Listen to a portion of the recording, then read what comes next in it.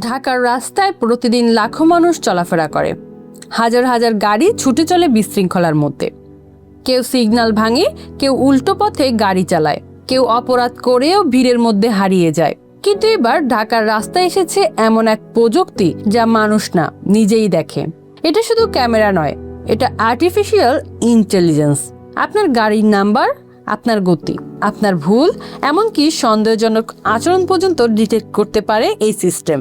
বাংলাদেশ কি তাহলে ঢুকছে এক নতুন স্মার্ট সার্ভেলেন্স যুগে, নাকি এটা ভবিষ্যতের সবচেয়ে ভয়ঙ্কর নজরদারি? ঢাকার ট্রাফিক শুধু যানজট না, এটা একটা ডেইলি ব্যাটেলফিল্ড। প্রতিদিন অসংখ্য ট্রাফিক ভায়োলেশন হয়। সিগন্যাল ভাঙা, রং লেন, হেলমেট ছাড়া বাইক, ইলিগেল পার্কিং। আর এই বিশাল শহর নিয়ন্ত্রণ করতে মানুষের ওপর নির্ভর করা দিন দিন কঠিন হয়ে যাচ্ছে, কারণ একজন পুলিশ সবকিছু একসাথে দেখতে পারে না। আর এখানেই আসে এআই ক্যামেরা। এই ক্যামেরা ক্লান্ত হয় না, ঘুষ নেয় না, আর 24 ঘন্টা নজর রাখতে পারে হাজারো গাড়ির উপর। এআই সিস্টেমের ভেতরে কাজ করছে কয়েক ধরনের আর্টিফিশিয়াল ইন্টেলিজেন্স টেকনোলজি। সবচেয়ে গুরুত্বপূর্ণ হলো ANPR, মানে automatic number plate recognition. Camera রাস্তার প্রতিটা গাড়ির নাম্বার স্ক্যান করে, তারপর কয়েক সেকেন্ডের মধ্যে ডাটাবেস এর সাথে মিলিয়ে ফেলে। শুধু তাই না, কিছু এআই ক্যামেরা গাড়ির স্পিড পর্যন্ত ডিটেক্ট করতে পারে।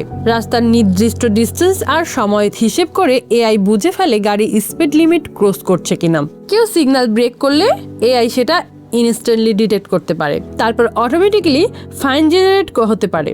বাংলাদেশ ইতিমধ্যে স্মার্ট ট্রাফিক সিস্টেমের দিকে এগোতে শুরু করছে। ঢাকার বিভিন্ন গুরুত্বপূর্ণ সড়কে নতুন এআই পাওয়ার্ড ক্যামেরা সিস্টেম বসানো হচ্ছে। মূল লক্ষ্য ট্রাফিক কন্ট্রোল অটোমেশন, মানে ভবিষ্যতে অনেক ট্রাফিক ভায়োলেশন মানুষ না, এআই নিজেই ধরবে। ধরুন আপনি সিগন্যাল ভাঙলেন, এআই ক্যামেরা আপনার গাড়ির নাম্বার ডিটেক্ট করলো, ডাটাবেস থেকে ওনার ইনফরমেশন বের করলো, তারপর অটোমেটিকলি ফাইন ইস্যু হতে পারে। কিন্তু এই প্রযুক্তির সবচেয়ে ভয়ঙ্কর দিক হলো এটা শুধু ট্রাফিক না, ক্রাইম কন্ট্রোলও ব্যবহার হতে পারে। ধরুন একটা গাড়ি ডাকাতি করে পালিয়ে গেল, আগে সেটা খুঁজে বের করতে অনেক সময় লাগতো, কিন্তু এআই ক্যামেরা সিস্টেম থাকলে সেই গাড়ির নাম্বার সিটি ওয়াইড ক্যামেরা নেটওয়ার্কে ট্র্যাক করা সম্ভব। কোন রাস্তা দিয়ে গেল, কোথায় থামলো, কোন দিকে পালালো, সবকিছু ট্র্যাক করা সম্ভব হতে পারে। চীন সহ বিশ্বের অনেক দেশে এ ধরনের সার্ভেলেন্স সিস্টেম অলরেডি ব্যবহার হচ্ছে। চীনে এআই সার্ভেলেন্স টেকনোলজি অনেক দূর এগিয়ে গেছে।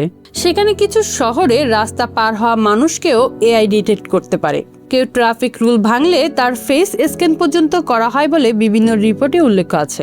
কিছু ক্ষেত্রে ফেশিয়াল রিকগনিশন ব্যবহার করে মানুষকে আইডেন্টিফাই পর্যন্ত করা হয়। মানে আপনি শুধু ক্যামেরাতে ধরা পড়ছেন না, এআই বুঝতেও পারছে আপনি কে। এখন প্রশ্ন হচ্ছে, বাংলাদেশেও কি একদিন ফেস রিকগনিশন সার্ভেলেন্স চালু হবে? এখন পর্যন্ত বাংলাদেশ মূল ফোকাস হচ্ছে ট্রাফিক মনিটরিং আর ভেহিকল ট্র্যাকিং এর উপর। তবে প্রযুক্তি যেভাবে এগোচ্ছে, ভবিষ্যতেও আরো অ্যাডভান্স এআই মনিটরিং আসার সম্ভাবনা উড়িয়ে দেওয়া যায় না। এআই ক্যামেরা সুবিধা বনাম ভয়, less crime, ফাস্টার traffic control, automatic evidence, smart city management. এই প্রযুক্তি সঠিকভাবে ব্যবহার করা গেলে ঢাকার ট্রাফিক অনেক ডিসিপ্লিন হতে পারে। Privacy surveillance, data issue, citizen tracking. কিন্তু অন্যদিকে অনেক মানুষ ভয় পাচ্ছে প্রাইভেসি নিয়ে, কারণ শহরের প্রতিটা মুভমেন্ট যদি ক্যামেরা ট্র্যাক করে, তাহলে প্রশ্ন উঠবেই, আমরা কি নিরাপদ হচ্ছি নাকি কনস্ট্যান্টলি মনিটরড হচ্ছি? ঢাকা ধীরে ধীরে বদলাচ্ছে।